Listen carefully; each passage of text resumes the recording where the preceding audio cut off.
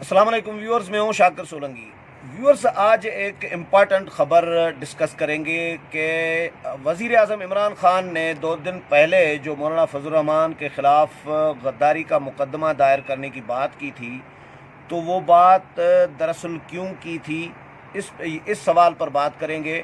اسی دن ہی طیب اردوان پاکستان کے دورے پر آئے ہوئے تھے، اور اسی دن طیب اردوان کے دورے کی کامیابی سے متعلق ٹاک شوز یقیناً ہونے تھے، نیشنل میڈیا پر یہ ڈسکشن ہونی تھی، لیکن وزیر اعظم نے صحافیوں کو بلا کر مولانا فضل الرحمان کا ایشو چھیڑ دیا کہ مولانا فضل الرحمان کے خلاف آرٹیکل 6 کے تحت کارروائی کی ہونی چاہیے۔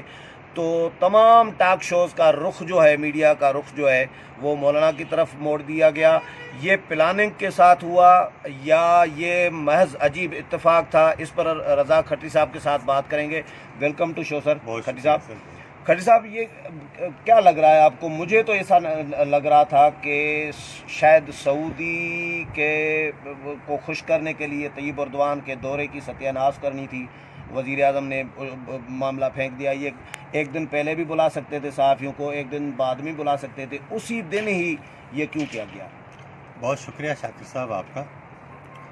پاکستان میں جو ہے وہ ایک تو ریاستی سطح پر پاکستان اندرونی اور بیرونی محاذوں میں پھنسا ہوا ہے، ایک تو آپ یہ بات سمجھیں۔ دوسرا یہ کہ خود وزیر اعظم صاحب بھی جو ہے وہ اندرونی اور بیرونی محاذوں پر پھنسے ہوئے ہیں۔ اب میں نے جس طرح آپ کے ایک بار پہلے بھی آپ کے پروگرام میں کہا تھا کہ وہ پاکستان کے لیڈر تو ویسے ان کو بننے کا شوق تھا اور وہ بن بھی گئے ہیں، لیکن اب ان کو عالم اسلام کا لیڈر بننے کا شوق ہے، اور یہی سبب تھا کہ جب وہ یو این میں گئے تھے اور وہ بڑی دعاندار تقریر بھی کی، پھر ٹرمپ نے ان کو کہا کہ میں جو ہے وہ ثالثی کرنے کے لیے تیار ہوں، لیکن وہ دن آج کا دن کچھ بھی نہیں ہوا۔ لیکن اس دورے کے اندر جو ایک اہم جو پیش رفت ہوئی تھی وہ یہ تھی کہ ملائیشیا کے جو وزیر اعظم ہیں مہاتیر محمد اور ترکی کے صدر اردوان اور عمران خان کے درمیان ایک بات پر فیصلہ ہوا کہ وہ اسلام و فوبیا کے خلاف جو ہے وہ ایک عالمی قسم کا ٹیلی ویژن چینل لائیں گے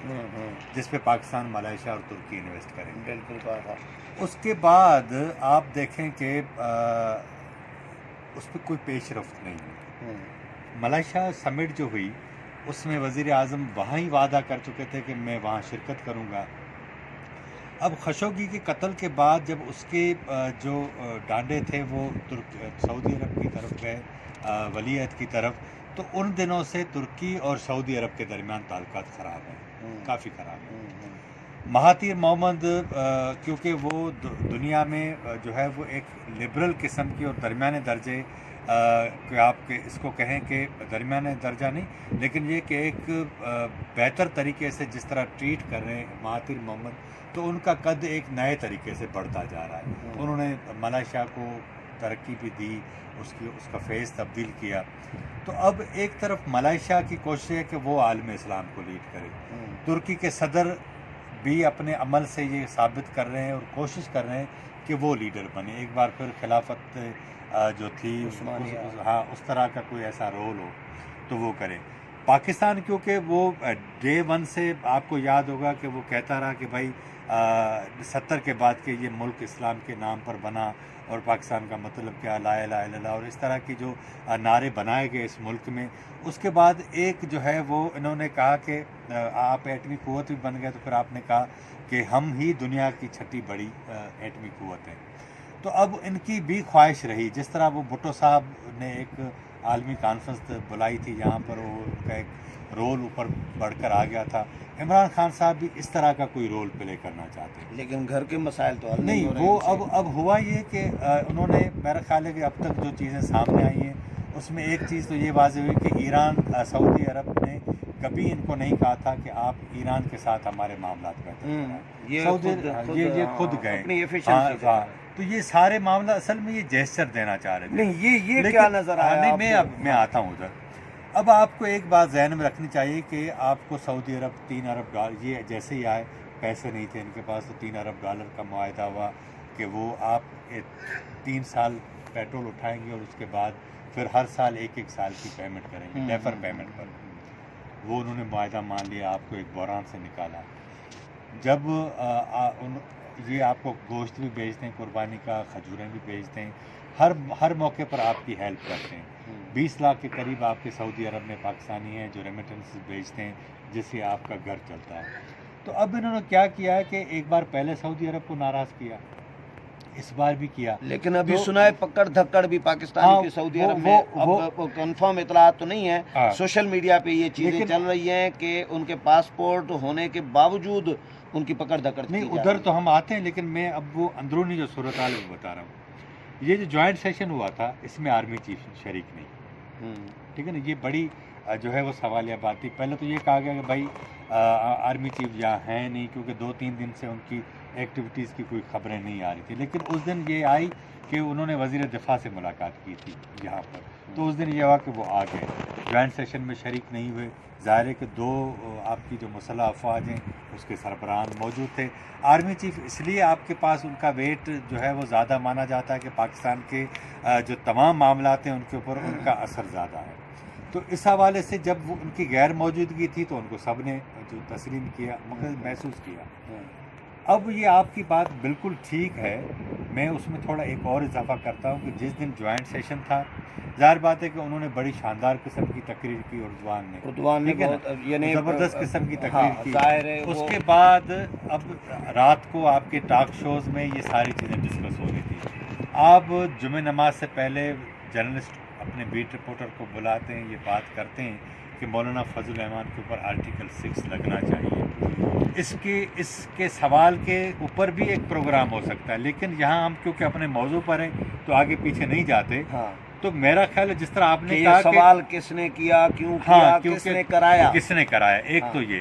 لیکن میرا خیال یہ ہے کہ جب رات کو ٹاک شوز ہوئے تو آپ شاید تھوڑا اور بھی پتہ کر لیں کہ یہ کہیں سے فون تو نہیں آیا تھا کہ آپ اس کے بجائے اس موضوع پہ ٹاک شوز کریں تاکہ جو ہے وہ ڈائیورٹ ہو. یہ بھی ہو سکتا ہے, ٹھیک ہے نا. تو سعودی عرب کو آپ ناراض کر نہیں سکتے, لیکن ایک چیز میں مجھے یہ سمجھ میں نہیں آ رہی کہ ایک طرف یہ وزیر اعظم اردوان کے دورے کے دن یہ فیلر چھوڑ دیتے ہیں مولانا کے خلاف آرٹیکل 6 ہونا چاہیے. پھر جب اردوان نے تقریر کی پارلیمنٹ کے جوائنٹ سیشن سے خطاب کیا تو خطاب کے لیے جب اسپیکر نے ان کو انوائٹ کیا, ویلکم کیا, تو اسپیکر نے تو پھر حکومت کی تو اسپیکر کیسے حکومت کی مرضی کے بغیر یہ کہہ سکتے تھے کہ امت مسلمہ کے عالمی لیڈر. یہ الفاظ اگر اردوان ہے تو پھر سعودی عرب کہاں گیا؟ نہیں, اس کو چھوڑیں, یہ تو آپ کو ٹھیک ہے. آپ کو یاد ہے اسی ایوان صدر میں وہ ان کو نماز جمعہ پڑھنی تھی فیصل مسجد میں. ہاں, فیصل مسجد بھی نہیں گئے, اینڈ ٹائم پہ پروگرام کینسل ہوا, اسی ایوان صدر میں نماز جمعہ پڑھی.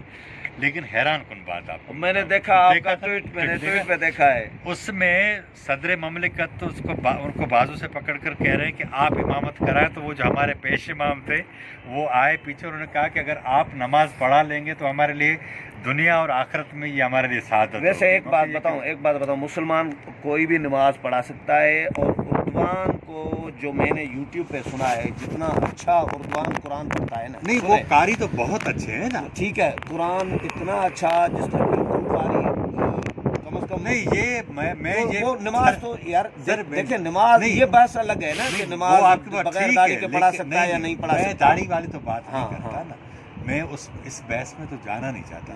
میں صرف آپ کو یہ کہہ رہا ہوں کہ اینڈ ٹائم پہ فیصل مسجد والا کیوں کینسل کیا, پھر یہاں ہوا, پھر وہ ان کو آفر ہوئی. ایشو یہ ہے کہ نمازیں تو سعودی شہزادہ نے یہاں پہ پڑھی ہوگی نا, ان سے تو آپ نے امامت نہیں کروائی. میرا کہنے کا مقصد یہ ہے کہ یہ اصل میں پھنس گئے ہیں. عمران خان کی خواہش ہے کہ میں عالمی لیڈر بنوں, یا یہ جو اس پورے خطے میں ایک نیا جو بلاک بننے جا رہا ہے, چائنا, رشیا, ترکی, ملائیشیا, اس طرح کا جو نیا بننے جا رہا ہے. عمران خان مجھے لگ رہا ہے کہ ان کو پتہ ہے کہ میں عالمی لیڈر نہیں بن سکتا. وہ یہ دیکھ رہے ہیں کہ نہیں, ان کو پتہ نہیں, ان کو پکی بات ہے, پکی. اچھا, وہ دیکھ رہے ہیں, دو طرف دیکھ رہے ہیں کہ اگر سعودی عرب عالمی لیڈر بن رہا ہے تو میں ان کے ساتھ جاؤں, میں بھی ان کے طفیل عالمی لیڈروں میں شامل ہو جاؤں گا. اگر ترکی عالمی لیڈر بنتا ہے تو میں بھی ان کے ساتھ جاؤں, میں بھی ان کے طفیل.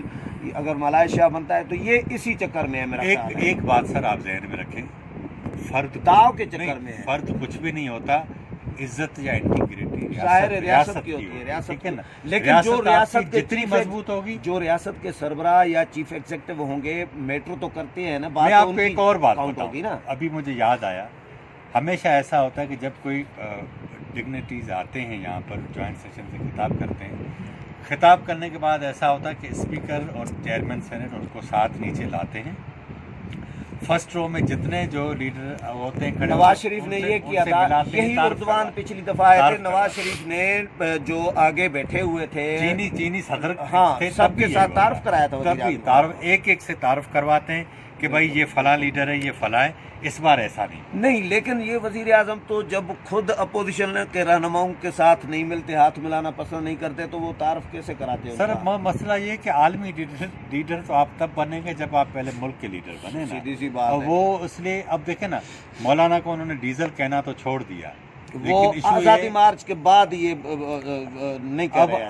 اب لیکن اب جو صورتحال بن رہی ہے، مجھے لگتا ہے کہ یہ واپس اسی ٹریک پر آ جائیں گے، دیکھیے گا، ہاں وہ آ جائیں گے، لیکن صورتحال کوئی اتنی آئیڈیل نہیں ہے، اچھی نہیں ہے، اور پارلیمنٹ ان سے چلتی نہیں ہے، نظام جو ہے کوشش وہ ضرور کر رہے ہیں، لیکن میرا خیال یہ کہ جو پراپر جو ڈائگنوز ہوتا ہے نا، وہ اچھا ڈاکٹر اس کو کہتے ہیں جو بیماری کو ڈائگنوز کرے، یہ کوشش بہت کر رہے ہیں، لیکن چیزیں ڈائگنوز نہیں ہو رہی ہیں، اس کا سبب یہ ہے کوشش بہت کر رہے ہیں، پتہ کچھ بھی نہیں ہے، سمت کا پتہ نہیں ہے، مشیر جو ہے نا وہ شاید اس طرح ان کی وہ اتنی سمت کا پتہ ہی نہیں ہے نا، اپنی صلاحیت وہ ورت نہیں ہے میرا۔ چلیں، بہت شکریہ کھٹی صاحب۔